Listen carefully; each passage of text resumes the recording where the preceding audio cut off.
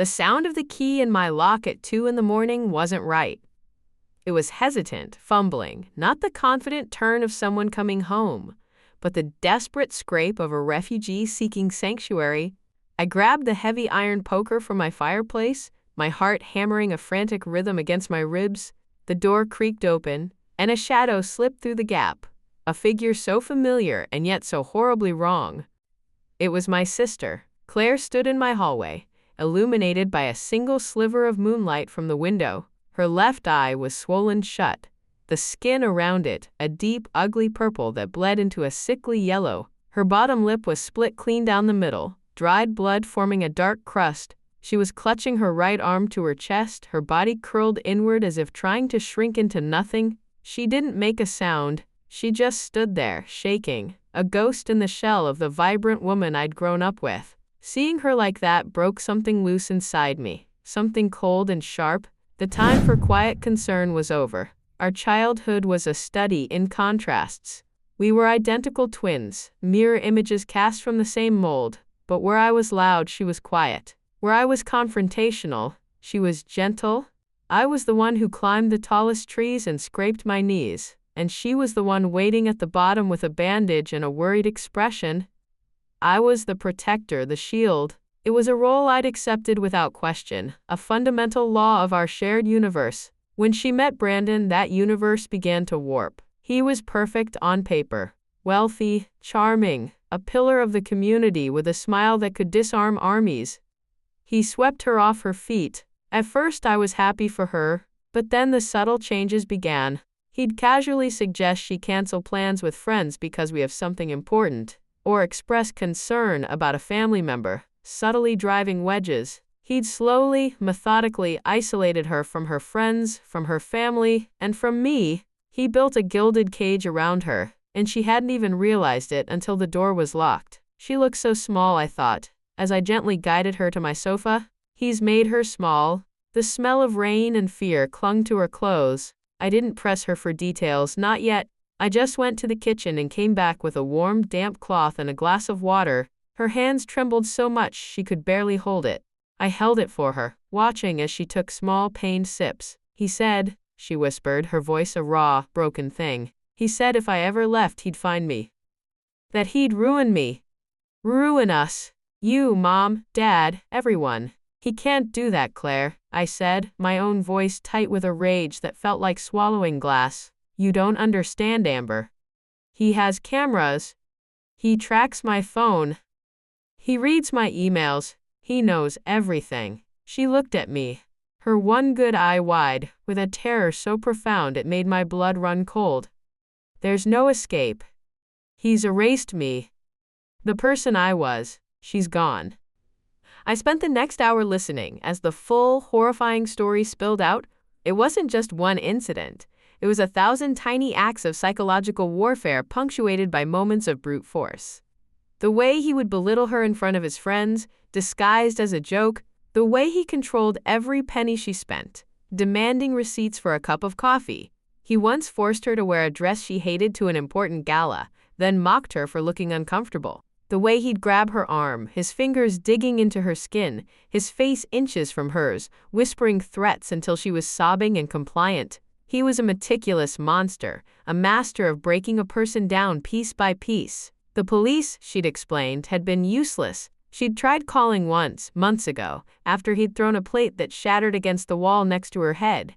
By the time the officers arrived, Brandon was the picture of calm concern. He explained that his wife was highly emotional and prone to melodramatic episodes. With his money and his reputation, they'd looked at her, tear-streaked and trembling, their expressions a mix of pity and barely concealed skepticism, and they'd believed him. They left after giving her a pamphlet for a therapist.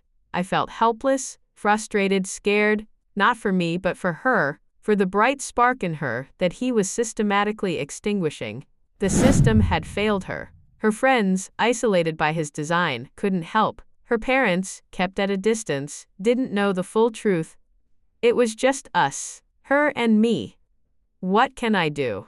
I paced my living room, the worn floorboards groaning under my feet. I could go there, confront him, but he'd just call the police on me. He'd twist it. He's too smart, too careful. The rage sitting in my chest felt like something alive, something burning and demanding action. Then, as the first gray light of dawn filtered through the blinds, I stopped pacing. I looked at her, curled on my sofa, looking like a broken bird. And then I looked in the hallway mirror, at my own face, her face. The same eyes, the same hair, the same bone structure, and the idea hit me like a bolt of lightning. It was insane. It was dangerous. It was perfect. We were identical twins. What if we switched places? What if I went back there, not as me, but as her? Let him try to put his hands on me. Let him try to control me. I'd show him exactly what happened when he picked on someone who could fight back. Claire looked at me as if I'd lost my mind. No. Absolutely not. Amber, you can't. He'll kill you.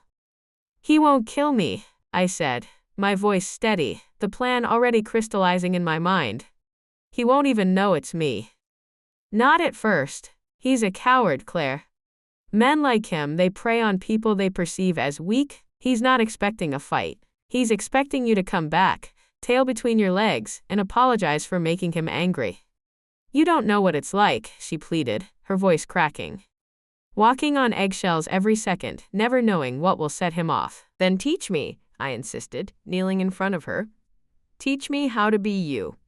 Teach me his routines, his rules, his triggers.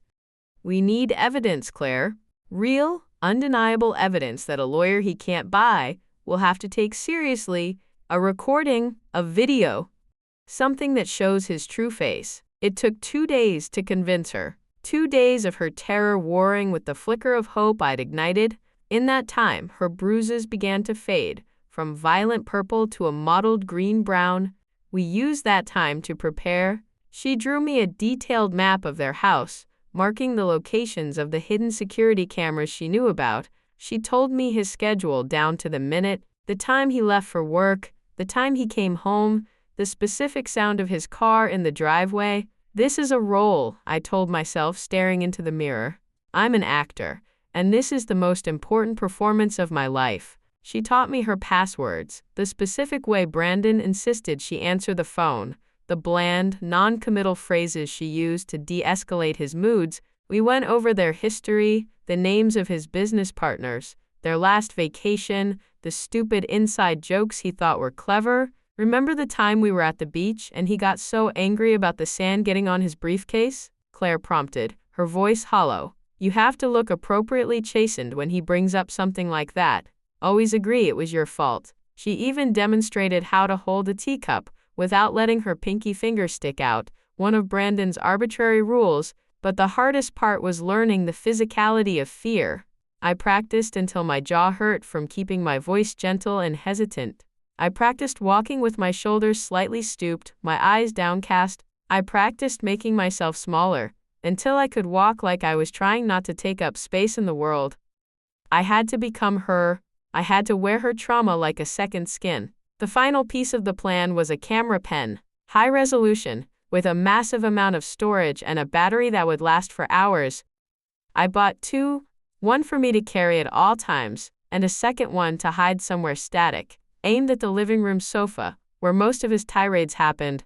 We rehearsed the switch a dozen times. She would call him, crying, and tell him she was at a hotel near the airport and was coming home. I would wait in a rental car a block away. She would drive her car to a designated spot, get into mine, and I would get into hers and drive to the house. Back into the cage. As I sat in that rental car, my heart pounding a steady, heavy beat, a wave of doubt washed over me. What if I can't do this? What if he sees through it in a second? I'm putting her, and myself, in incredible danger based on a crazy idea. This was my first moment of true hesitation. I looked over at Claire in the passenger seat, her face pale. She saw the doubt in my eyes. She reached over and squeezed my hand. Be safe, she whispered. That was all I needed.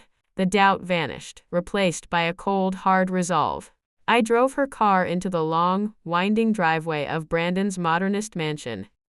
The house itself was an architectural marvel of glass and steel, but it felt like a mausoleum. Cold, sterile, and utterly without warmth. Let's see how you like fighting someone who fights back, I thought. I took a deep breath, schooled my features into an expression of timid apology, and walked to the front door. Brandon was waiting just inside. He was exactly as I remembered him. Tall, impeccably dressed, handsome in a way that felt predatory. He didn't say anything. He just looked at me, his eyes scanning me from head to toe. It was the most intense scrutiny I'd ever felt. He was looking for cracks in the performance before the curtain had even risen. "I'm sorry," I whispered, repeating the words Claire had told me to say. I kept my eyes fixed on the floor. I was upset. I overreacted. I shouldn't have left. He was silent for a long moment. Then he stepped forward and tilted my chin up with his finger, forcing me to meet his gaze. His eyes were like chips of ice. "You caused a scene," he said, his voice deceptively soft. "You embarrassed me." "I know. I'm so sorry, Brandon." He held my gaze for another 10 seconds, searching. I could feel my mask threatening to slip, the rage simmering just below the surface. But I held on, channeling all of Claire's fear, all of her exhaustion. Finally, he seemed satisfied. He dropped his hand. "Go upstairs and get changed. My associate, Mr. Carmichael, is coming for dinner. Don't be late." That was the first test, and I had passed. The relief was so intense it almost made my knees buckle. The next few hours were a blur of tension. I moved through the house with a feigned meekness, my senses on high alert. I placed the second camera pen in a bookshelf, its tiny lens peeking out from between two leather-bound classics. My own pen was clipped securely in the pocket of the simple gray dress Claire had told me to wear. Dinner was a nightmare. Mr. Carmichael was an older, blustering man, and Brandon was a paragon of charm, laughing and telling stories. "Claire, darling, isn't my wife just the best hostess?" he asked Mr. Carmichael, his arm casually draped around my shoulder, a gesture that felt more like a restraint. "She sometimes needs a little reminding, of course, about presentation, but she always gets there in the end." He'd occasionally direct a question to me. "Isn't that right, honey?"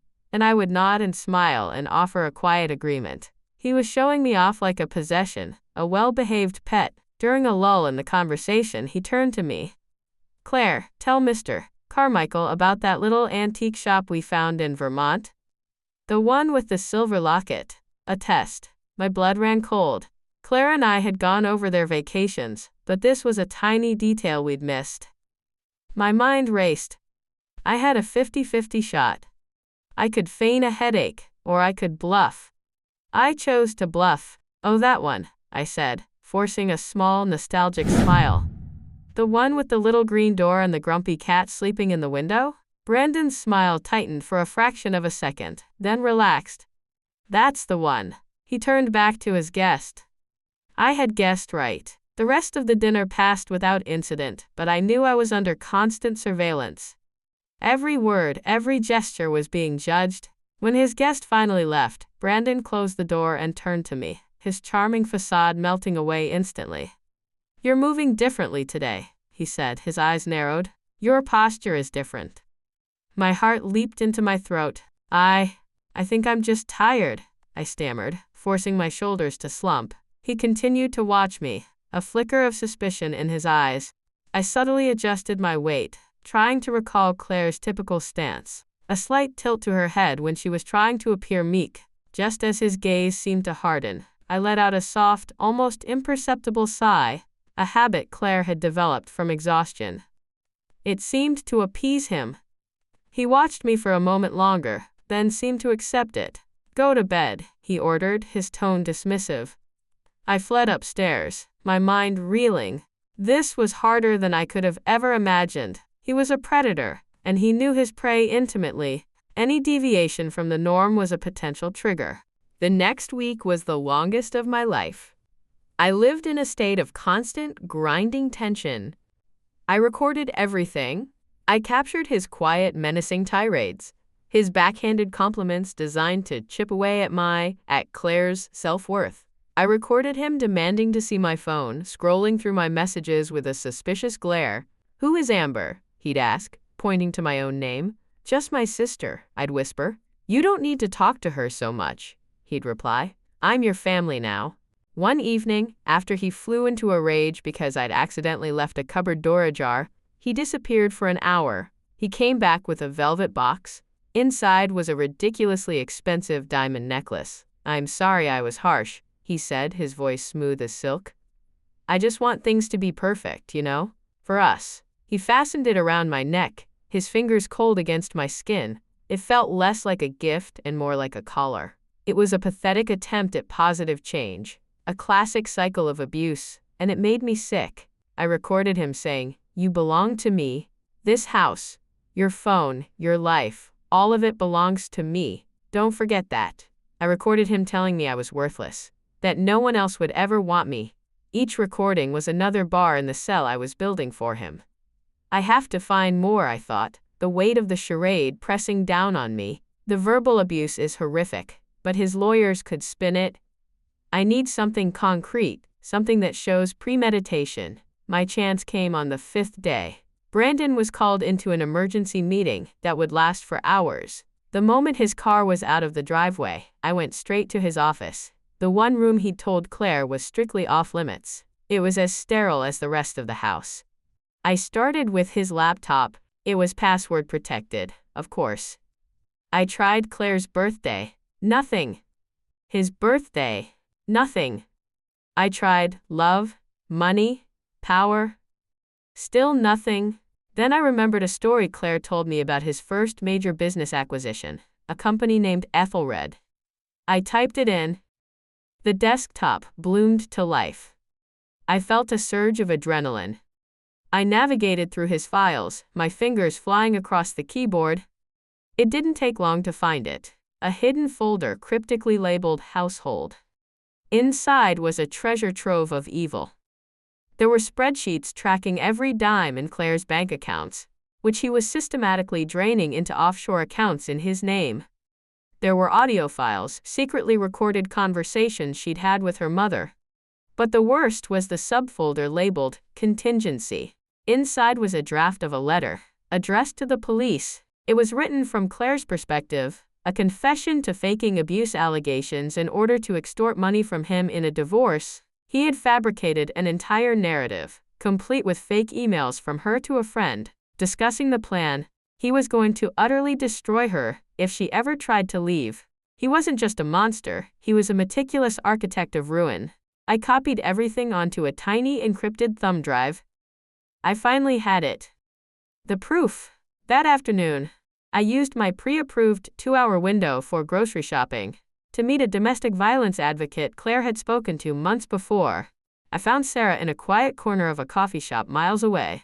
I played her some of the audio and showed her the files. Her face grew paler with every word. "This is comprehensive," she said, her professional composure barely masking her horror. "The financial documents, the surveillance, this proves coercive control beyond a doubt. But Amber, he has the best lawyers money can buy. They will claim the verbal threats were taken out of context. They'll say the letter was a creative writing exercise."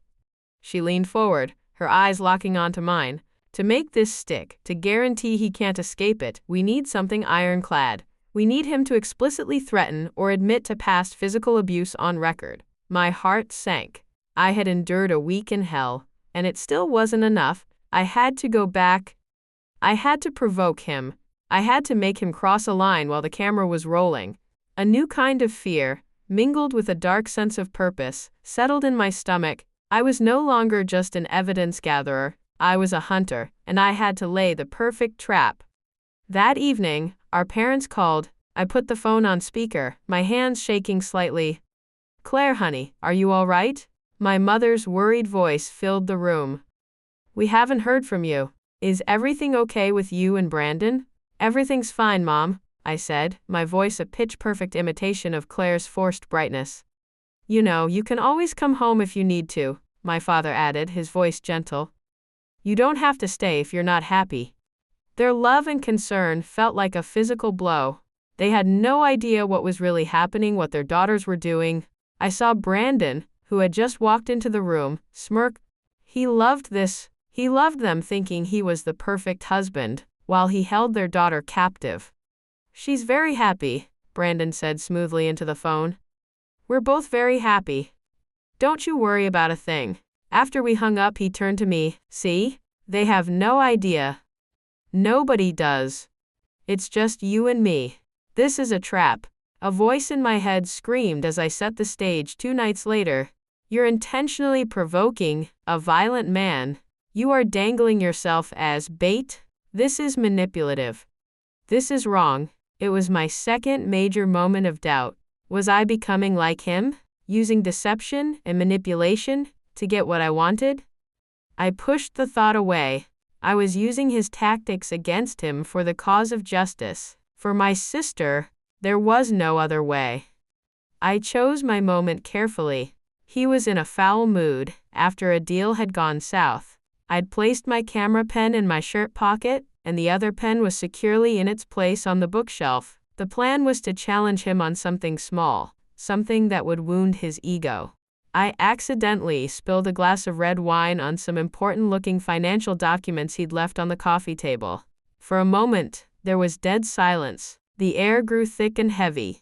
He turned his head slowly, his eyes locking on the spreading crimson stain. "What did you do?" he asked, his voice dangerously low. "It was an accident," I said, my voice trembling, but I didn't lower my eyes this time. I met his gaze. "They're just papers." "Just papers?" he repeated, standing up. He walked towards me, his movements slow, deliberate, like a shark closing in.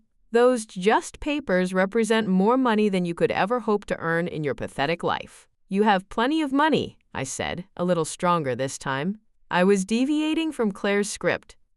I was becoming me. That was all it took. The mask of control shattered. His face contorted in pure rage. "You stupid, useless woman. You can't do one thing right," he roared, his voice echoing in the cavernous room. "I give you everything, this house, this life, and you are nothing but a clumsy, ungrateful burden." He was right in front of me now, close enough that I could feel the heat radiating from his body. I could smell the expensive scotch on his breath. "You think you can disrespect me in my own house?" he snarled, his hand shooting out, grabbing my arm in a painfully tight grip. "You think you have any power here? You have nothing. You are nothing without me." This was it. The moment of truth. My heart was a drum against my ribs, but my mind was icily calm. I let his words wash over me. Let the camera record every syllable. "You need to be taught a lesson," he growled, his face twisting. "Just like last week. Maybe this time you'll remember it." He was admitting it. He was confessing to the last assault on camera. He raised his other hand, open, ready to strike. My self-defense training, years of weekend kickboxing classes, kicked in. Every instinct screamed at me.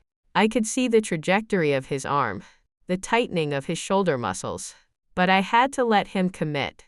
I stood my ground, my eyes locked on his. As his hand came flying towards my face, I moved. It was a blur of motion. I deflected his arm, the slap meant for my cheek connecting with empty air. In the same motion, I twisted, using his momentum against him, breaking his grip on my other arm. He stumbled, his eyes wide with shock and confusion. He had expected a cowering victim, not a trained fighter. I slowly turned my head back to face him. My eyes weren't Claire's frightened ones. They were mine. Hard, cold, and utterly devoid of fear. "Wrong twin," I said quietly. Brandon's confusion lasted exactly 1 second before it was replaced by a wave of disbelief, then dawning, horrified realization. He stared at my face, really looked at it, and saw the stranger standing in his wife's place. He lunged, not with a slap this time but with a fist, roaring with incoherent rage.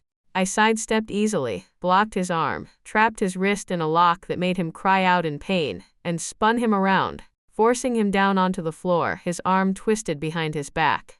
Now he feels it, I thought, the burn of adrenaline singing in my veins. Now he knows what it's like to be helpless.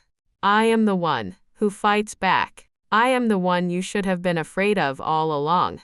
I knelt, putting my full weight onto his back, pinning him to the expensive Persian rug. He struggled, thrashing beneath me, but it was useless. I was stronger, and I had the advantage of leverage and surprise. What is this? Who are you? He gasped, his face pressed into the carpet. I'm the one who fights back, I said, my voice low and clear for the microphone. I'm the one you should have been afraid of all along. I leaned in close to his ear. And this? This is for my sister. Tell me, Brandon, I said, my voice dripping with mock curiosity as I increased the pressure on his arm. How does it feel? How does it feel to be the one who is powerless? To be the one pinned down? He spat a string of curses at me. I just smiled. A cold, grim thing. It's all being recorded, Brandon. Everything. The threats. The confession you just made about hitting her last week. This little temper tantrum. I leaned in closer, my voice a venomous whisper. Tell the camera, Brandon. Tell it what you did to Claire. Tell it how you hit her. Tell it how you controlled her, and stole from her, and threatened to destroy her. Say it.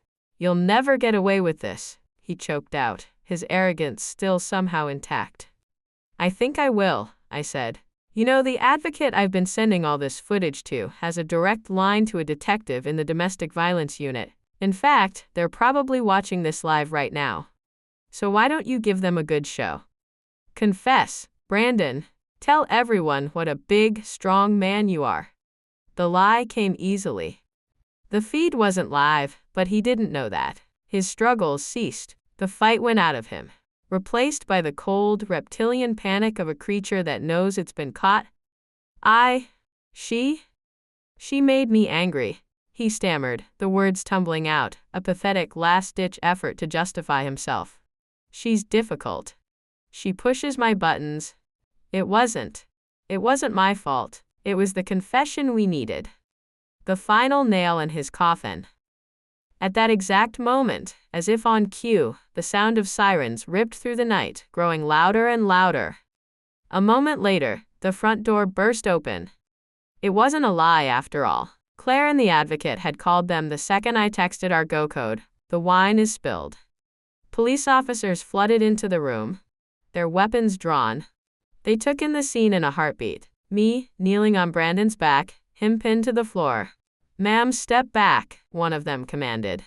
I did, rising slowly to my feet, my whole body trembling with the aftershocks of adrenaline. They hauled a sputtering, protesting Brandon to his feet, cuffing his hands behind his back. You have the right to remain silent, an officer recited as he was read his rights. Brandon Miller, you're under arrest for domestic violence, assault, and unlawful imprisonment. As they led him away, he looked back at me, his eyes filled with a poisonous, impotent hatred. I just stared back, my expression blank. The power had shifted, completely and irrevocably. I stood in the silent living room, the flashing red and blue lights painting the walls. I looked at the overturned wine glass, the stained documents, the signs of the struggle. Then I looked at my own hands. My knuckles were bruised from where I'd blocked his punch. It was a small price to pay. I felt no remorse, no guilt for the trap I'd set. I only felt a vast, quiet, and deeply satisfying sense of justice. It was over. Claire was free. 6 months later, I watched my sister from across the gym. She was focused, sweat beading on her forehead as she slammed her fist into the heavy bag. Her movements were confident, powerful. The instructor called out a combination, and she executed it perfectly. After everything, after the trial where my recordings had sealed Brandon's fate, after the long nights of therapy and healing, she had asked me to teach her how to fight. The timid, gentle woman was still there, but now she was forged with steel. She caught my eye between rounds and gave me a real smile, bright and unbroken. We weren't a protector and a victim anymore. We were just sisters, survivors, and we were finally, truly safe.